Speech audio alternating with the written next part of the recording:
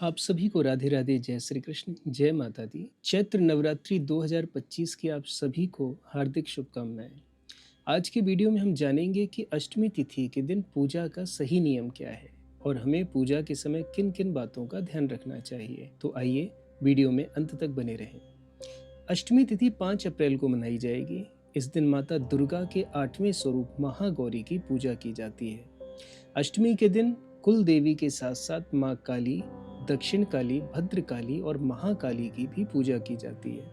माँ महागौरी को अन्नपूर्णा का स्वरूप भी माना गया है, इसलिए इस दिन अन्नपूर्णा की भी पूजा की जाएगी।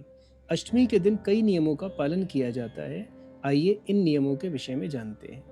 सर्वप्रथम, इस दिन भूल कर भी देर तक न सोएं। इस दिन सुबह जल्दी उठकर स्नान आदि करके दुर्गा सप्तशती अथवा दुर्गा चालीसा का पाठ करें। आप व्रत रखें चाहे ना रखें, आपको जल्दी उठकर पूजन करना अनिवार्य है। इससे आपको अद्भुत सकारात्मक जीवनी शक्ति की प्राप्ति होगी। इस दिन काले कपड़े बिल्कुल ना पहने और पूजा के पश्चात हवन अवश्य करें।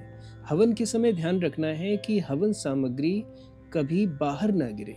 चौथा नियम है कि अष्टमी के दिन माता दुर्गा की षोडशोपचार से पूजा करें, जिसके अंतर्गत आवाहन, आसन, पाद्य, अर्घ्य, आचमन, स्नान, वस्त्र अर्पण, उपवस्त्र अथवा यज्ञोपवीत अर्पण, तिलक, पुष्प, धूप, दीप, नैवेद्य, तांबूल, दक्षिणा आदि चरण आते हैं।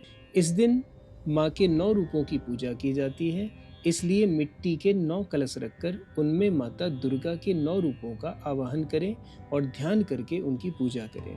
अब जानते हैं कि आखिर पूजन में किन किन सामग्री की आवश्यकता होगी। अष्टमी के पूजन में आपको जिन वस्तुओं की आवश्यकता होगी वह है रोली, मौली, हल्दी, अक्षत जो कि साबुत होने चाहिए।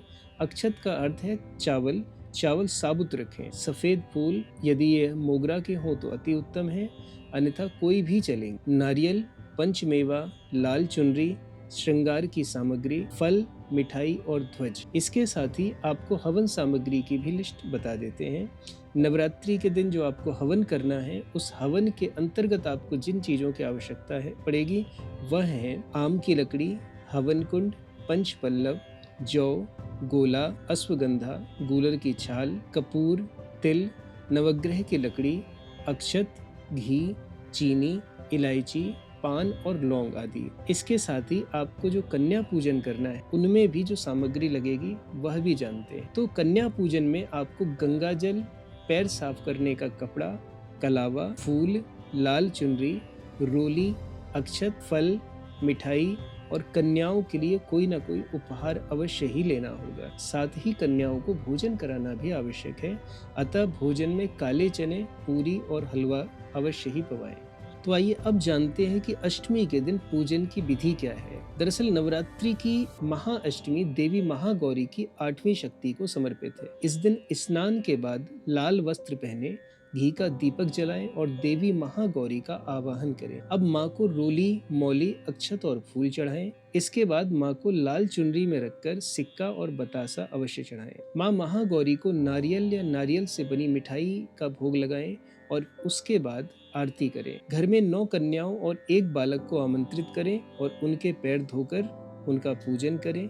साथ ही उन्हें भोजन कराकर उनको उपहार भेंट करें। इस दिन हवन करने वालों को दुर्गा चालीसा अथवा दुर्गा सप्तशती पाठ के मंत्रों से आहुति देनी चाहिए, जिससे माता जगदम्बा की आप पर अत्यंत कृपा बरसेगी और आपके जीवन का कल्याण हो सकेगा। आशा है आपको अष्टमी पूजन से संबंधित हर प्रकार की जानकारी प्राप्त हो गई होगी।